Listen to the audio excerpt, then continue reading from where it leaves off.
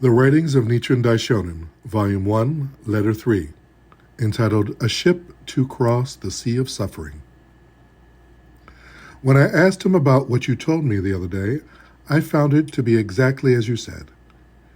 You should therefore strive in faith more than ever to receive the blessings of the Lotus Sutra. Listen with the ears of Shi Kuang and observe with the eyes of lieu. In the latter day of the law, the votary of the Lotus Sutra will appear without fail. The greater the hardships befalling him, the greater the delight he feels because of his strong faith. Doesn't a fire burn more briskly when logs are at it? All rivers flow into the sea, but does the sea turn back their waters? The currents of hardship pour into the sea of the Lotus Sutra and rush against its votary. The river is not rejected by the ocean, nor does the votary reject suffering. Were it not for the flowing rivers, there would be no sea. Likewise, without tribulation, there would be no votary of the Lotus Sutra.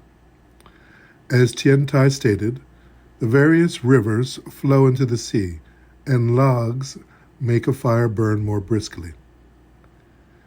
You should realize that it is because of a profound karmic relationship from the past that you can teach others even a sentence or phrase of the Lotus Sutra. The sutra reads, "Nor will they hear the correct law. Such people are difficult to save." The correct law means the Lotus Sutra. It is difficult to save those who are deaf to the teachings of this sutra. The passage from the Teacher of the Law chapter reads, "If one of these good men or good women, in the time after I have passed into extinction, is able to secretly expound the Lotus Sutra to one person, even one phrase of it, then you should know that he or she is the envoy of the Thus Come One." This means that anyone who teaches others even a single phrase of the Lotus Sutra is the envoy of the Thus Come One, whether that person be priest or layman, nun or laywoman. You are already a lay practitioner and therefore one of the good men described in the sutra. One who listens to even a sentence or phrase of the sutra and cherishes it deep in one's heart may be likened to a ship that crosses the sea of the sufferings of birth and death.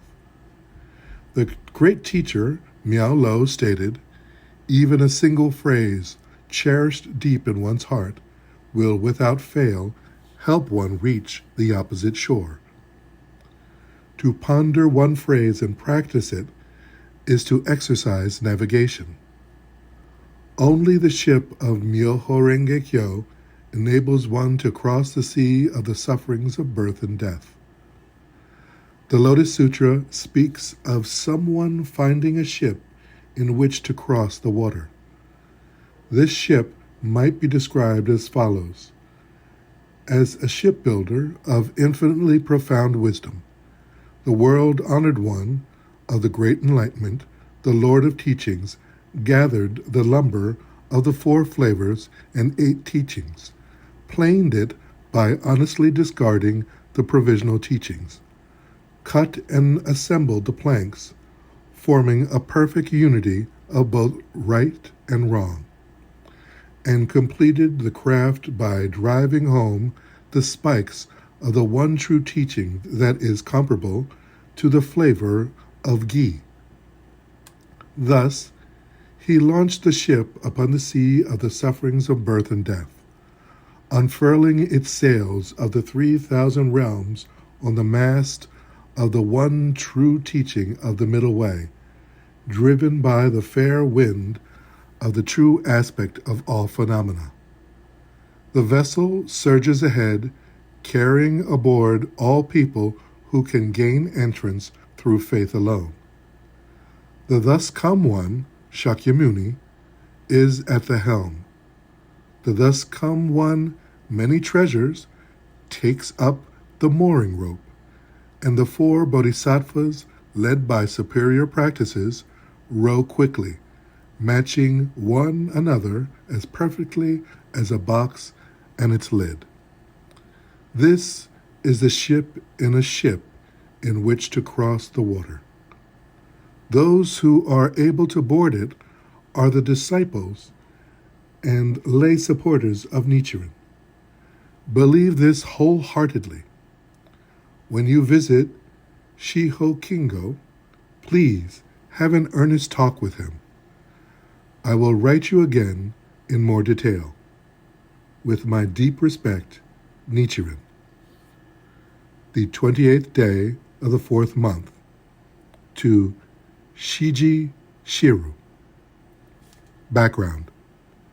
Nichiren Daishonin wrote this letter at Kamakura in the first year of Kocho, 1261, about 2 weeks before he was exiled to Ito in Izu.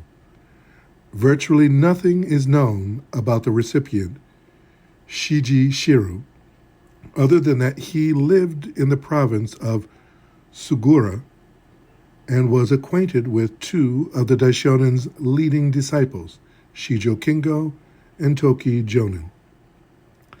The title of this letter is drawn from a passage in the Medicine King chapter of the Lotus Sutra that speaks of a ship in which to cross the water. In this letter, the Daishonin teaches that the Daimoku of the Lotus Sutra is the ship that can unfailingly transport one across the sea of life's inevitable sufferings to the distant shore of enlightenment.